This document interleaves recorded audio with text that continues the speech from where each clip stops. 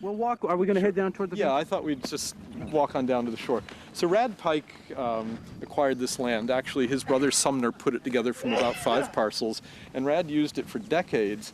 And as you know, he was a horticulturist and a plant scientist, and he played out here, and he did a lot of things. Did he live out here too? No, he didn't. He didn't live out here. He lived in. He had one of the big houses in Lubac, and that's where he spent summers in town.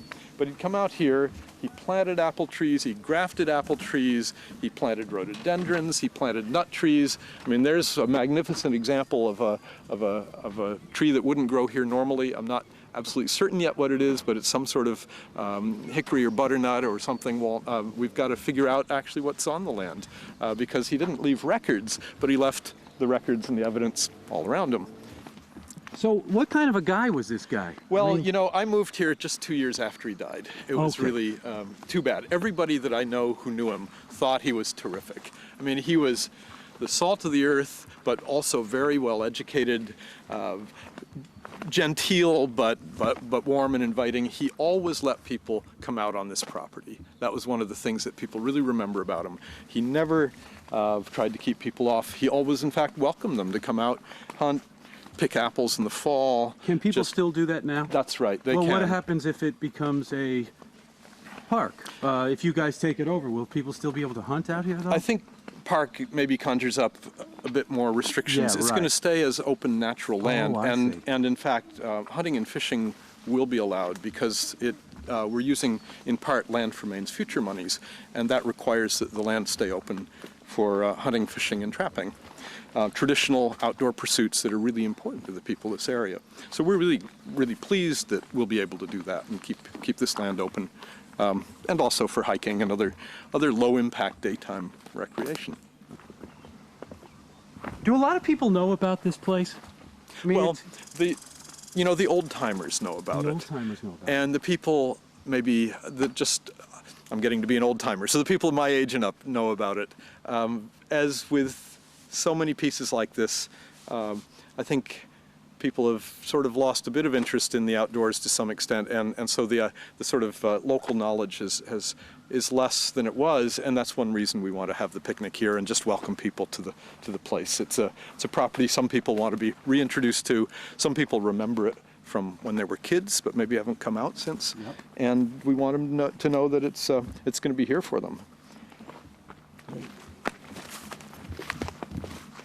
That this land once was farmland or cleared land. Oh, it was. And so in there's one very large, big old spruce that was probably left in the middle of a field at one point. You got down here. If you were here in 1900, there'd be hardly a tree around. It would have all been hay fields, pasture, grazing. This was one of the old saltwater farms, and now, of course, a lot of it is wood. But those fields are kind of the remnants of the old farm and give some of the character to the landscape.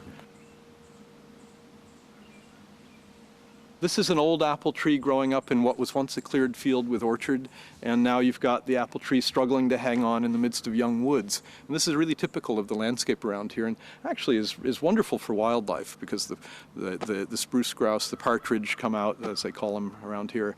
Deer feed on these, bear feed on them. The apples are just fantastic for wildlife.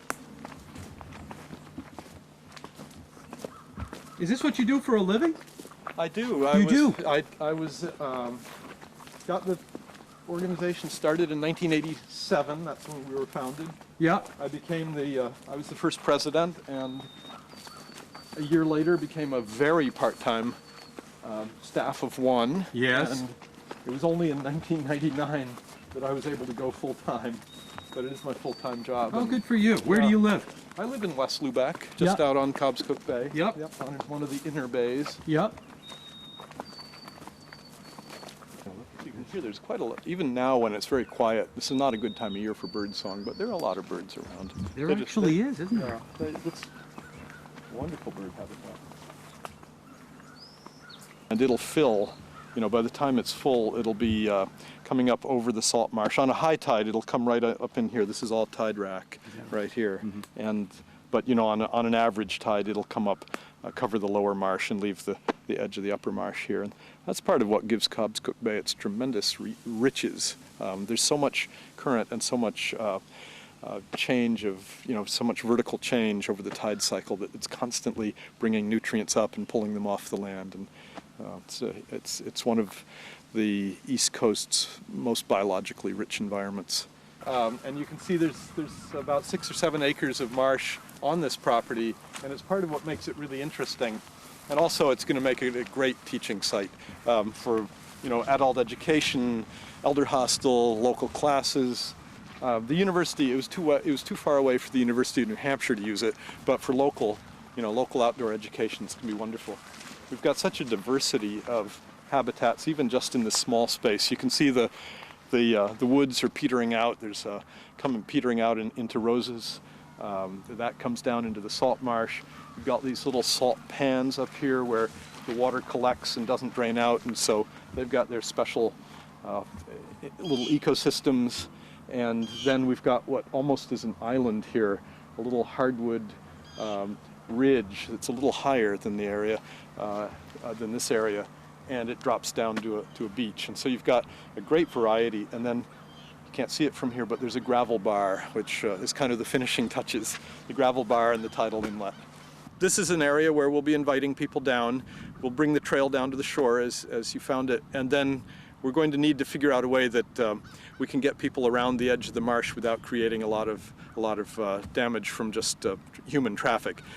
Salt marshes are fairly fragile, but the beach here is really firm. So if we can get people to the beach, it's going to be great for them. They can, they may be able to. I've been told that there's good swimming right off here. I haven't tried it myself, but I know there's great bird watching, and it's just a wonderful place to be out here at the edge of Cobscook Bay.